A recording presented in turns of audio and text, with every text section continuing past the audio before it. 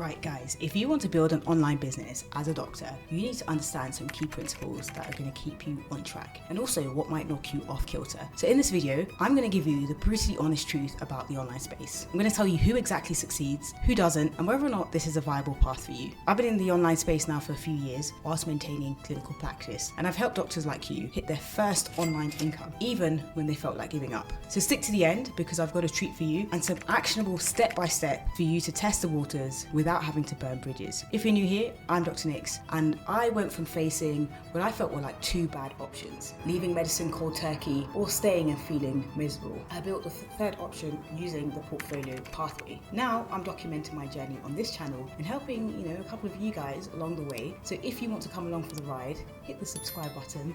Let's get straight into it. So first I'm going to get real about the pros and the cons of building an online income as a doctor, because it isn't all sunshine and roses. It's not doom and gloom either, but I am going to start with some of the doom and some of the gloom. So the first thing that you need to understand is that there will be an income gap when you start online. You are not going to go from $0 to $10,000 each month like that. I mean, you might if you stick to watching this channel, but the point is most people don't. And so having that income gap means that you probably shouldn't just quit medicine to jump into an online business. You should probably, maybe build up some credibility beforehand. That's the first thing. There is a lag between the time that you start and the time that your income actually increases. And nobody teaches you the online business in medical school, do they? No, they don't. That's what I'm here for. The second thing is, let's be honest, there's a skills gap, right? Nobody taught you how to do things online. You probably can't even really use a computer properly. That's a joke, sorry. It's a joke about doctors and IT. But the point is there's a skills gap. I mean, you need to learn psychology, you need to learn lead generation, a bit of sales, a bit of marketing, which we weren't taught at medical school. But the good news is that a lot of the skills that we were taught are actually transferable to the online space. And so if you stick with me, I'll teach you some of them within this channel.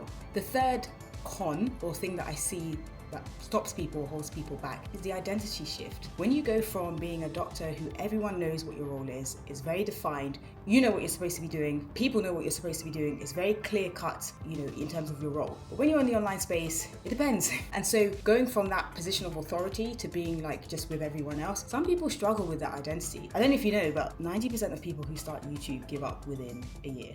And so the failure rate, I call it a failure rate, is quite high. But that is good news because it means that 90% of your competition isn't going to be here a year from now. You just need to be in the 10%.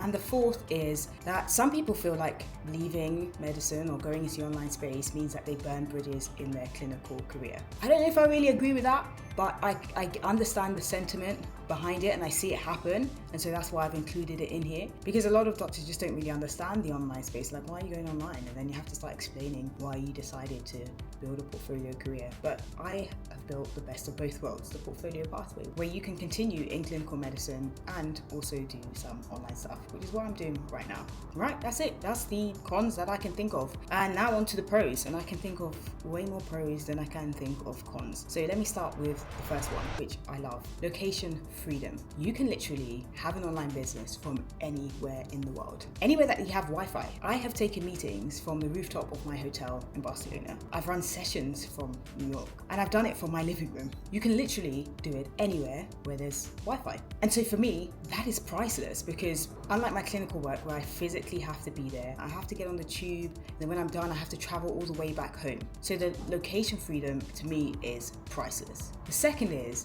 there's an unlimited pay cap. As a doctor, clinically speaking, there is a pay cap because it's defined by the amount of hours in the day and the amount of pay that my contract says. With doctors, your pay does go up every year, and you can increase your income using private medicine and so on and so forth, but it still depends on your hours. Whereas with online income, whether you're sleeping or you're awake, you can still be making money. The third is the creativity. Before I got to medical school, I thought I was very creative. I used to write a lot. I used to draw as well. I had a lot of creative ideas, and then I got to medical school and it got zapped out of me, and my creativity was just buried for years and years and years. Now, being a creator online means that that creative spark has come back. All the creative ideas I get to experiment with, and because it's my business, I can decide what I'm going to create. I've grown in my skills, I've grown in marketing, I've grown in business strategy, I've grown in leadership, and you just get better and better at everything, and you just have more control and autonomy, more than I have in my medical career, if I'm being really, really honest.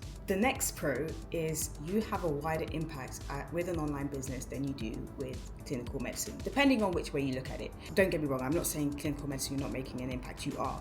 But in clinical medicine, I probably work with maybe 20 people a week, and that's as an anaesthetist. If you work in A&E, you probably see way more people, but I only see about 20 people a week. I have maybe 350 subscribers on YouTube, so that means I'm speaking to 350 of you every week, and that can grow. It will grow. Next week it might be 700 people, 1,000 people, 2,000 people. My point is, my reach is much wider online because of the scope of online work. So I feel like I get to impact more people's lives being online. So that to me is a pro. Skill development is another one. You develop skills and you feel like you're learning and you feel like you're growing, and the rewards of that and the feeling that comes with that are just fantastic. And the last one, which is intoxicating, is complete, utter, total autonomy over your life. You get to decide who you work with, you get to decide how much you charge, you get to decide what you post, you get to decide what you don't post. The point is, it is all you. Whatever you want to channel, whatever you want to get out in the world, gets put out in the world. I don't have to rely on a protocol. I don't have to wait for somebody's permission. I don't have to, make sure it goes with some guideline somewhere. I get to decide. I am the boss. I am the champion of my online business. So that's for me 6 benefits or 6 pros of building online. I don't know, any of them resonate with you? Do you see any of them as massive pros? So who actually makes it online? People who make it online are people who start with a plan, not desperation. So you don't want to just quit medicine and come online, because aside from the fact that you're probably not going to make any money, you're probably going to come across as a bit desperate, and you don't want to come across as desperate. And also, if you don't have a plan, you'll probably burn out quickly. And that's why 90% of people who start a YouTube channel are gone within a year, because you just don't see the results that you need, because you just ran into it head first and you didn't have clarity. So it just doesn't work for those people. Who does it work for? Well, this is the part that I promised you. And this is a simple 5-step framework to get started without quitting your day job, without quitting medicine or risking burning a bridge that you might be scared of burning. So I'm going to take you through step 1 through 5. Now, step 1 probably seems obvious. Identify your niche. What unique medical knowledge, experience, and skills do you have in combination to be able to start an online business or an online creative idea? I always say that you don't really need to look far for your niche. Start with yourself. You are the niche. In the same way that I'm the niche, I built a portfolio career. I enjoy teaching you guys about portfolio career, and voila, here we have my niche, and here I am speaking to you. Step 2 is to validate your idea. Remember, we are scientists. We don't just run with hypotheses and come to our conclusions without testing, right? We have methods, we test them, then we analyze, and then we get our results. And you can do that really simply. You can run a free webinar, you can share content on LinkedIn, you can post some stuff on Instagram and see how well it does or how well it doesn't do. And we have a version of that in the portfolio career, which is step 3, which is to build your MVP. And no, I'm not talking about the greatest man to play the game of basketball, LeBron James. I'm talking about your minimum viable path, or in this case, maybe your minimum viable product that you're putting online. Now, what does that look like? Basically, you just create a very simple version of your offer. That can be a coaching call, it can be an ebook, it can be a short course, it can be anything. But the point is, you want to focus on whether it's viable. Do people take it up?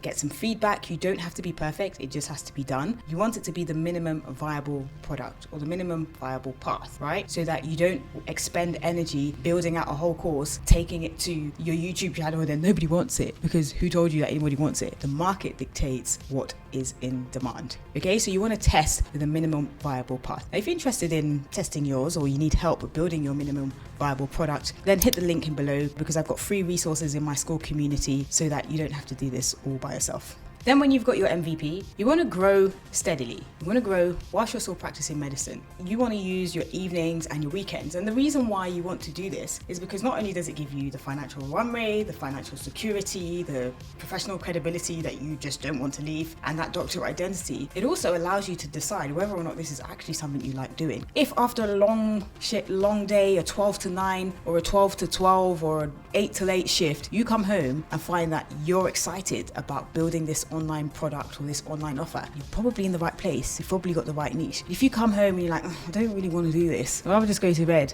then maybe it's not worth it. And so it's a great way to test your passion and your desire to actually do it, and also to be able to create something without breaking the bank or being desperate. Okay, so for step 5, what you want to do is you want to leverage your medical credibility. Make it clear you're a practicing doctor, helping colleagues or helping people online, whoever, because this builds your trust and your authority. Right now, we're in what some experts are calling a trust recession. People are increasingly skeptical of traditional advertising, of influencers, and even institutions. But the good news is, doctors are uniquely positioned to break through that noise because medicine is still one of the most trusted professions around the world. Why? Because we're professionals, we have empathy, we're here to care for people. And so by sharing online knowledge, by building online brands, we are not really at the mercy of that trust recession that other people have online. So leverage on your current clinical role and your real world experience. I mean, you're not just an online entrepreneur, you're a doctor. If you're feeling overwhelmed, don't be. I've just given you a 5-step framework of how you can begin. All you need to do is start,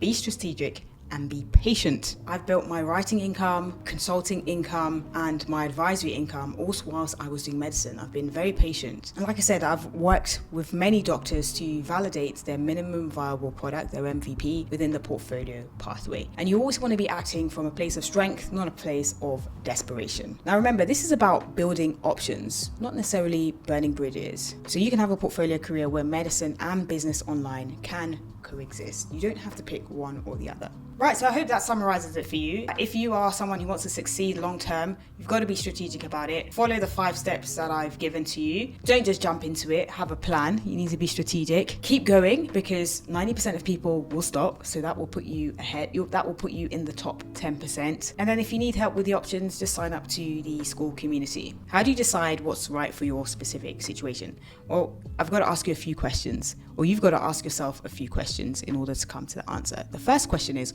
what is driving your desire to leave? Be honest about why you think you might want to leave medicine or have an alternative income stream. What is the real reason? Get to the bottom of that. And when you get to the bottom of that, you'll realize whether or not it's a push away from medicine or a pull towards the online creator business or the online business space. Because of burnout, coming online is just going to give you more work, and that might not be the answer. You might just want to take a break from medicine. The second question you want to ask yourself is, what is your financial runway? Can you just leave medicine and jump into this, or should you stick around and maybe learn it gradually? I think you should do it gradually, but that's my 2 cents. The third question is, what is keeping you from starting a business online? If there's something keeping you, like if it's fear or what will people think or what will people say, and that to me is a signal that you should probably start, because it means that you're being stretched. And when you're being stretched, it means that on the other side of that fear or the other side of that stretching is great reward. So ask yourself those 3 questions. When you come up with the answers, if the answer is yes, online business is for you, then hit me up.